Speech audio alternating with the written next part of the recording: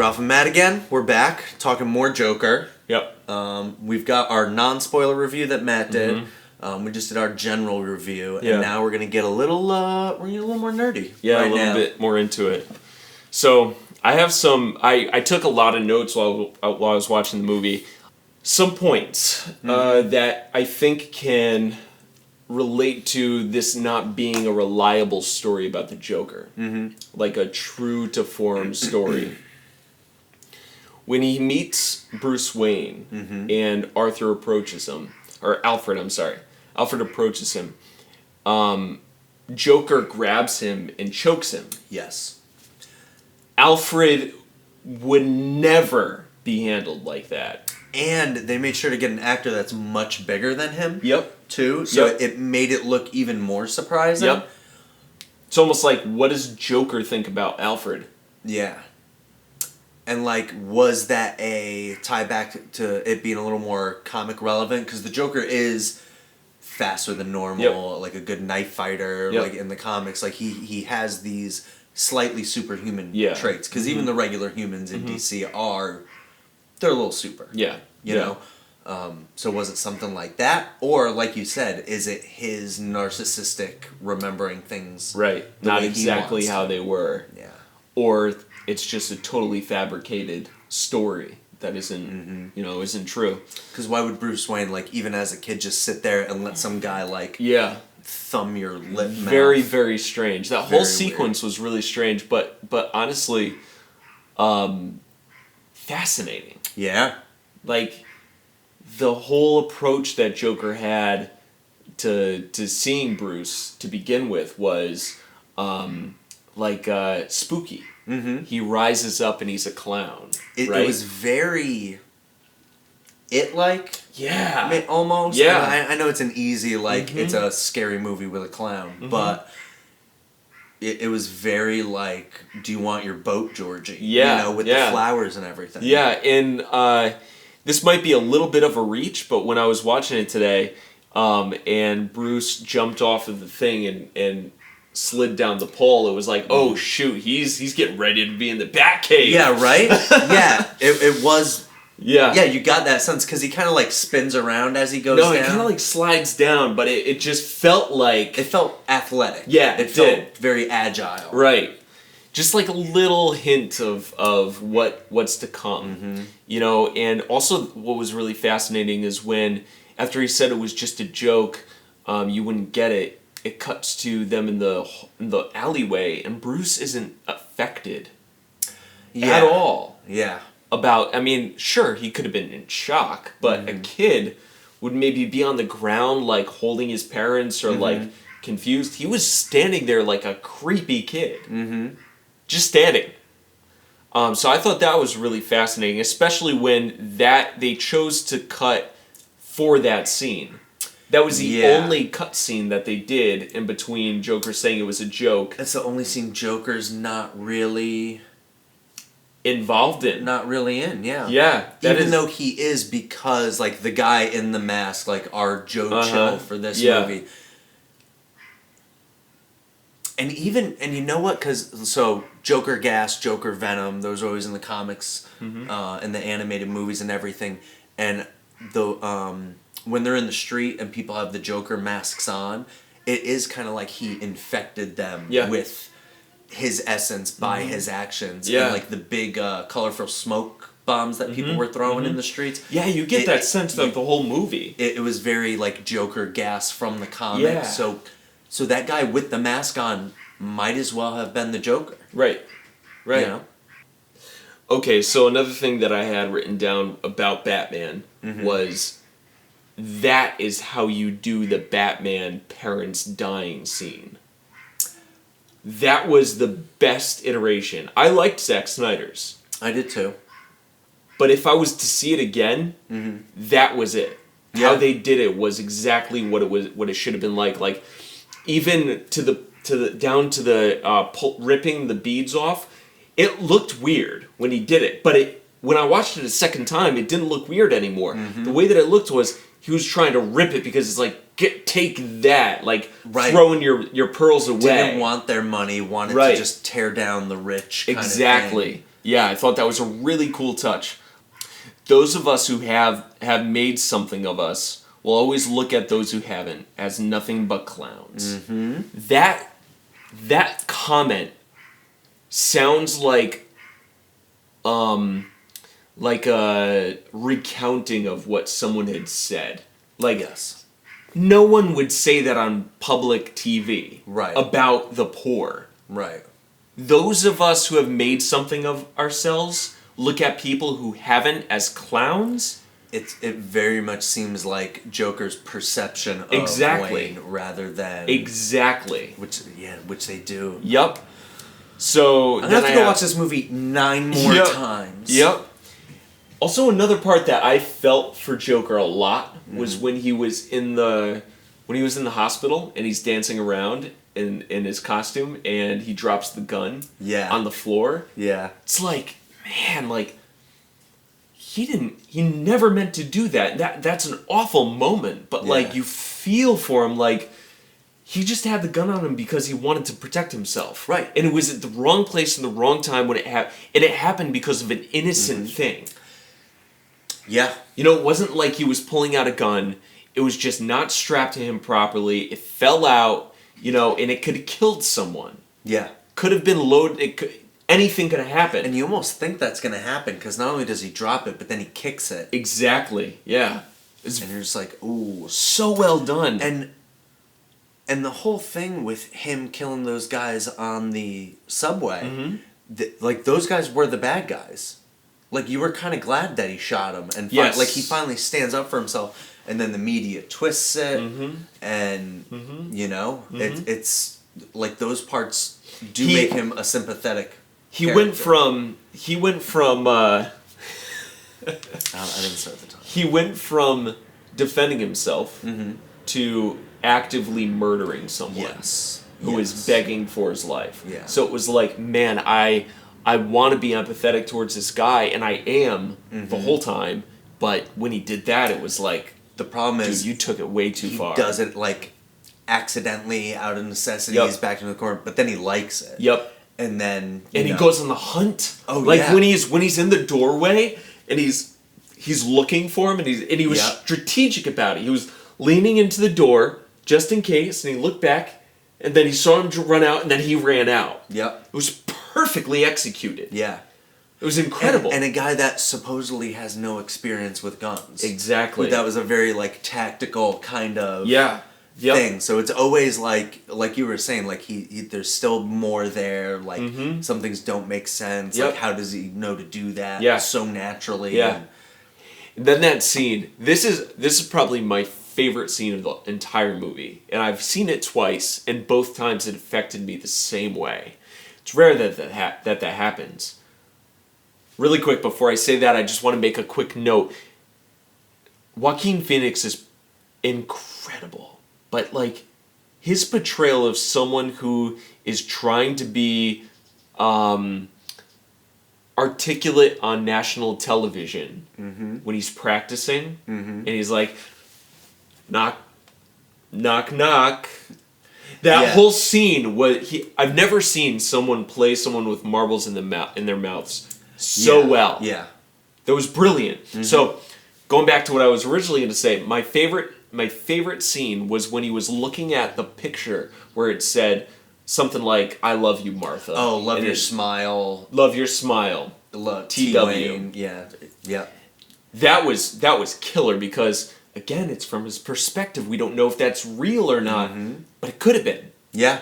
And then right after that, we get this chilling sequence where his friends come in, and they're kind of thrown back by why he's like, you know, he's dressed up as a clown, and he's been fired, like what's going on, and then he was trying to corroborate the story with Arthur to make sure that the police don't even look at Arthur, really. Then he kills him. Yeah. It's so random, like, no reason to kill him at all. And violent when he's smashing his head, like... Just and taking it. And that's the best parts of Joker, like in the comics and stuff, when you see him when he snaps and he's just like completely psychotic and violent. Right. And like there's always those sides those moods that he's always going up and down. You don't know where he is. You don't. You didn't know if he was going to kill the other guy. Exactly. When that small man when he was freaking out in the corner, it happened initially. Mm-hmm. Like, the acting and choreography in that scene was incredible. Great. He hit him in the jugular, hit him in the eye, and right when it happened,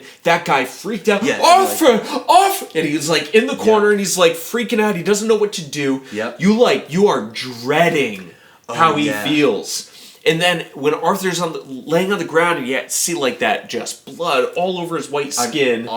Which looked incredible. Crazy. He's laying on the ground, and then he looks at Larry or Gary or whatever his name is, and he's like, why'd you do that? Yeah. And he's like, I'm gonna be on Murray tonight. Yeah. Isn't that something? I'll be on the telly. And he like mimics his accent. Yeah, it's so good. Well, and then he's like, you can go, and then he can't reach the door lock. Well, before that, he's telling him, like, yeah, you don't worry, you could go, and he walks over, and then he tries walking over, and he's like, he freaks out again. He starts hyperventilating because he sees. He's like, oh God, what did you do, Offa? Yeah. and then he's like, just don't look at him. Yeah. And walk. So he starts walking around him, and then he's like, ah! And then he freaks him out. He's like, ah! And that was so goofy. Yeah. It was a joke. Mm-hmm. And you think, like, when he gets to the door and it's locked, a part of me is like, he didn't know, but is there a chance that he knew that he was going to need to leave and he locked it on purpose to play this joke on him? He hears the knock on the door, and he puts the scissors in his pocket before he answers it. Does he know who's at the door? I doubt it. But when when they come in, the question is, did he lock the door to play that joke on the little guy or not? I think he did, because that's the thing about Joker too. Like, it seems random, but he does plan things out. Like when they talk about the protest being that night, and he's like, "Oh, I didn't hear about that." It's like, yes, you did, because you went in full makeup, knowing that you could get lost in the crowd. Yep. You know, like, it's like, oh no, I didn't know that. Everything's random, but it's not. Yeah. Then he walks. Then he says, Can you unlock the door for me? The door's locked, and he walks over there, and he's like, oh, why did I do that? Like, that, I'm sorry. And he walks over there, and he unlocks it, and he begins to open it, and then he shuts it. Yeah. And you think, like, what is he gonna... This poor guy. I know. Like, and the whole time you feel for this guy, because they're making fun of him at work. Mm-hmm. He's always on Arthur's side. Mm-hmm. And then he's like, you were the only one that was ever nice to me. Yeah. Kissed him on the head. Yeah. And let him leave. It was just that scene. And he finishes his makeup and goes out because he knows that guy's going to go to the police. Mm-hmm. So he knows those cops are going to chase him. He knows he's going to drag him into the crowd of clowns. Yep. And he knows they're going to get the crap beat out of him, and like something's going to happen because tension is so... And just now that I'm thinking about, like, the parallels of, like, Gotham beginning to rot as a city in tandem with his decline, him running out of his medicine, like, all these things compound, and it's... It was just as sequential. Mm-hmm. They were parallel to each other, which also makes me think, like, is it real? Yeah. Is this just a telling of Joker's side? Joker's always kind of been a, you know, kind of an effigy for the rot of Gotham, like for Batman. Mm-hmm. So that made sense, and they did it really well. Yeah, they did. Everything just escalates at the perfect pace. Yeah, too.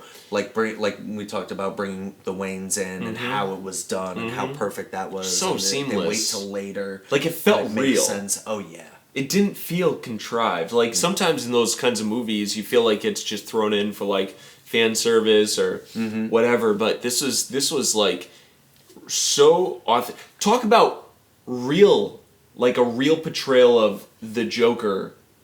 We didn't even get the real portrayal of Batman in Christopher Nolan's Batman was a crime compared to this.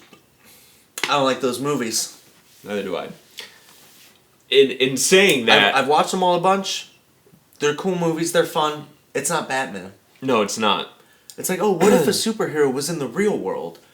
We don't have superheroes in Yeah. the real world, so why would you do that? And I've heard a lot of people saying that it's ironic that this isn't Joker.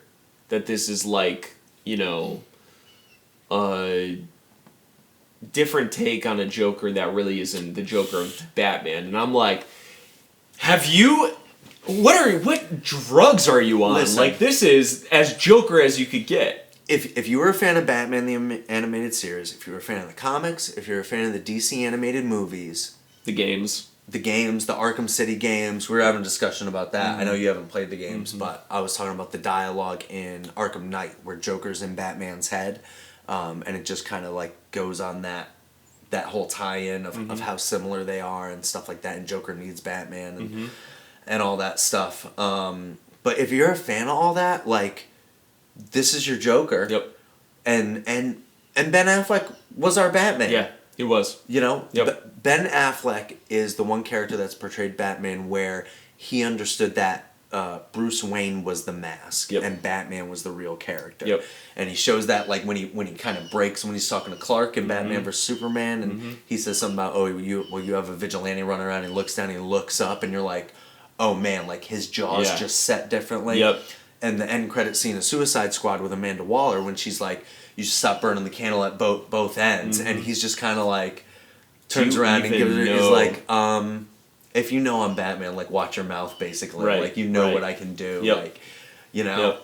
and yeah. So the fact that we get this sort of like this multiple choice sort of backstory, like, it's all the same story, but it could be taken so many different ways, and it could be taken not at all. Like, you could look at this as like, this is a story that Joker's been playing in his head the entire time in Arkham. And this is just a recounting of something. Yeah, he could have been sitting in front of that doctor the whole time. The whole time. And in fact, she had a very close resemblance to the social worker, which is very, very interesting. Did she? She did. Same sort of updo.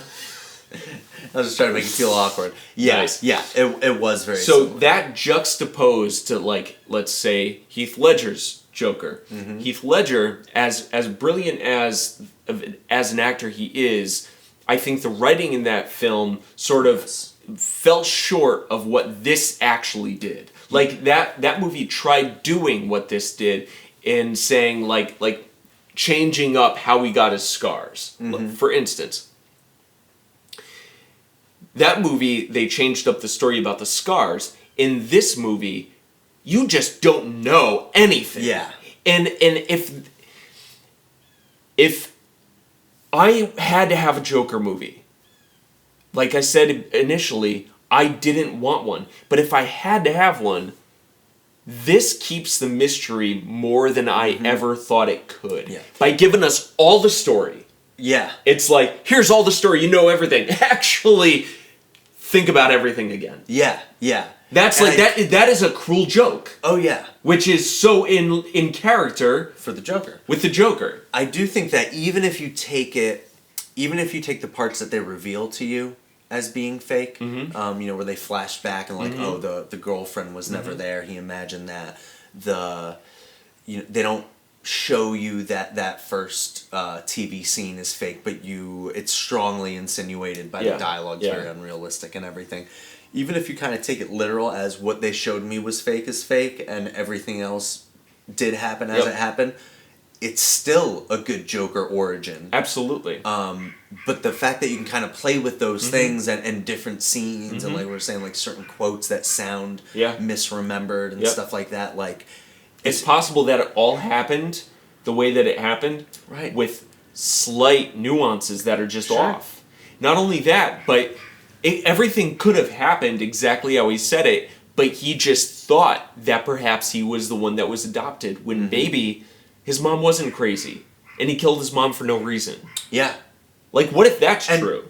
And it doesn't matter. And either way, it's all Joker. That's why the movie is such on another level than it's perfect. And kind of what we ended the last video with, like this is his becoming a hero story. Like when he's on the car at the end, like his mob comes to shows up to save him. He feels at home. And the fact that they did it when they first get in the ambulance with the mom, I was like, is he gonna hijack the ambulance? Because that was always a very Joker thing to do, is hijack a school bus, hijack an ambulance, hijack a fire truck. So I love that it was a stolen ambulance that did it. It was very comic Batman the Animated Series. But yeah, like this is his story of how in his mind he became the hero that Gotham needed. Yeah. Which it was just so perfect. Yep. Like it's crazy. Yep. And what was the one other thing? When he's in the girl's house across the hall and she's in there and he says, I had a bad day. A very, obvious, like, kind of throwback to, like, the Killing Joke. Like, one bad day could turn anyone into the Joker kind of thing. And, it's, like, very... Yeah. Dude, it's brilliant. And, she wore her hair up a lot, too. Like, kind of thin-faced. Like he has this reoccurring type kind of thing, which is interesting. Right? I know some people didn't like that. There's been some news where it's, like...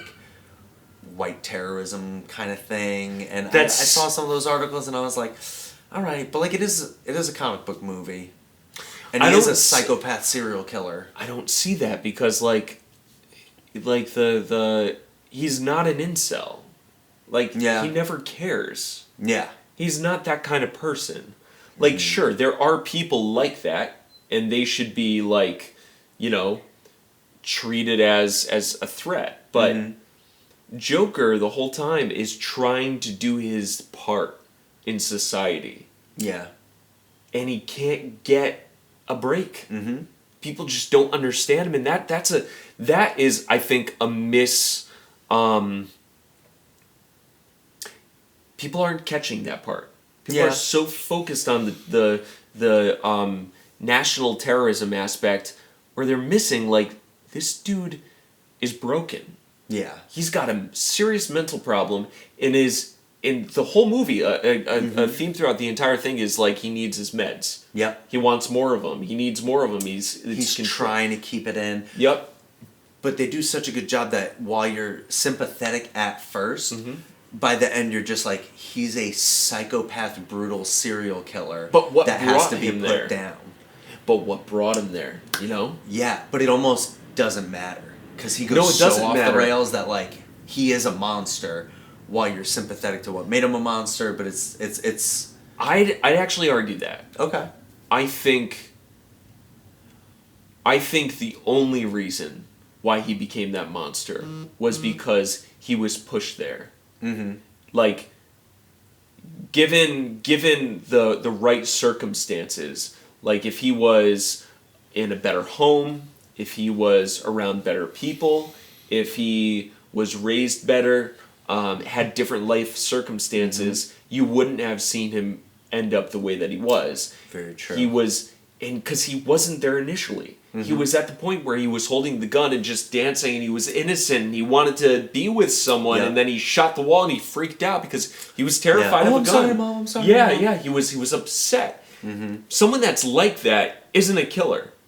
They become a killer because they're put in this. They keep getting battered. Right. People keep treating, and he said it in the interview. He said, "I could have been the same person on the subway laying there, and you would have walked right over me. Yeah. None of you ever noticed me." He's not wrong. Right. He was running through the street after those thugs robbed him and beat him up, and no one paid attention. Yep. No one helped him. Yep. And when he talks about like feeling seen and stuff like that, and that scene where he's playing with the kid and he starts laughing and the mom didn't even give him sympathy after she read the card. It's like this dude obviously has a problem and you're rolling your eyes at it. Yeah. But did that happen? Did the kid laugh? That's the thing. Was he entertaining the kid? Like he misremembered like his portrayal of his second joke when he does his stand up and Guys, this movie is another level. I think we're at the end here. One more thing. I know I said I don't want any more movies in this universe. I want it left alone. but this is the perfect Joker for an Under the Red Hood movie. Because big Jason Todd fan, my favorite Robin. I love Red Hood. Red Hood is this son of Batman as much as he's the son of Joker. You know, he's the most flawed in the Bat family, except maybe Damian. You know, they're kind of similar there. But Damian's, you know, the son of Batman, but the son of Ra's Talia Al Ghul at the same time, like the influences. And this Joker and the portrayal of mental illness and everything like that, and him using this, like understanding his backstory and then seeing how he tries to make Jason Todd flawed, like that's the kind of Joker you need for a live action Under the Red Hood movie. So if they were to do another one, I want that. What you do is the next one is directed and written by Todd Phillips. Yeah, no one else can touch this, especially DC people, because they've screwed up everything. Right. So the way you do it is your next film. This one didn't take place in the 80s. He was thinking about it as though it did. But he's the same age as Batman. Okay. And so in this one, you make it so that you already know the Batman story. Nightwing's already out there. Again. Everyone's already established. But this time, Jason Todd is Robin. Yep. And then you get the Killing Joke. You get Under the Red Hood. Oh, you get Killing Joke would be. Yeah. And then you get and then the last one. Maybe I do want more. And then the last one is something along the lines of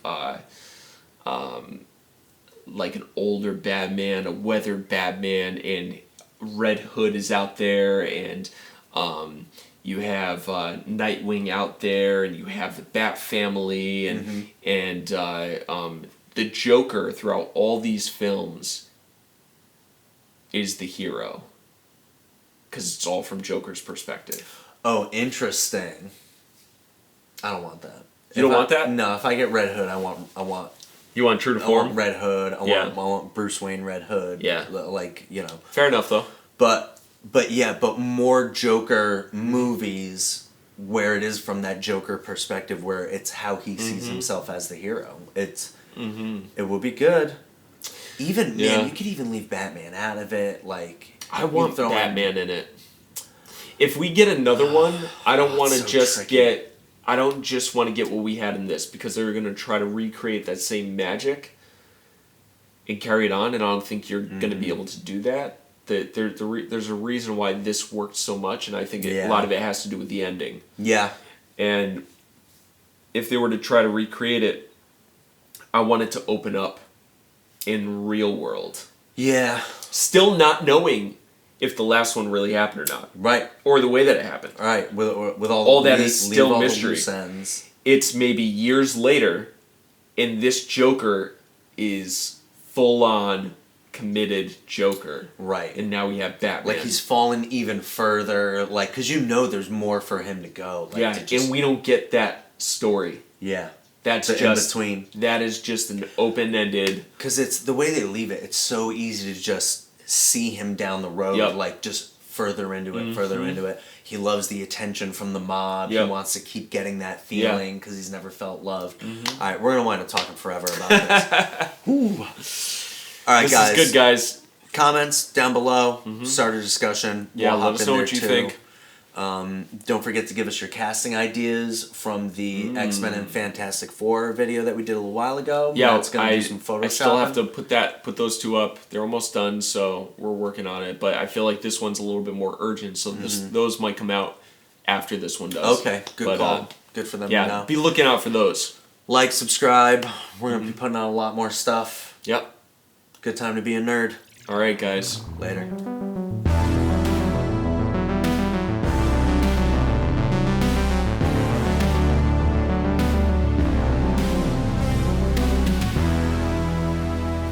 And I just want to hit some.